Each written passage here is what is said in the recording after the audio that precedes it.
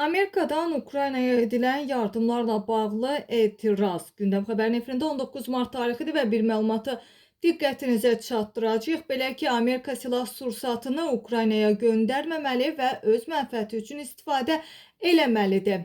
Gündəm xəbər Qafqaz İnfoya istinadən bu məlumatı diqqətinizə çatdırır ki, bu barədə xarici kütləvi informasiya vasitələri məlumat verir və Pentaqonun katibi Pete Hegseth jurnalistlərə söhbəti zamanı bu fikri deyib. Hegseth deyib ki, Birləşmiş Ştatlar hələ də keçmiş prezident Joe Bidenin yaratdığı vəziyyətlə məşğuldur. Müharibə naziri silah-sursatın Amerika Silahlı Qüvvələrinə deyil, məhz Ukrayna ordusuna verilməsinin davam etməsindən narazılığını dilə gətirib. Belə ki, o bildirib ki, geriyə baxanda və qarşılaşdığımız hər bir problemi araşdırdıqda hamısı bir şeyə çevrilir. Onları Ukraynaya göndərin.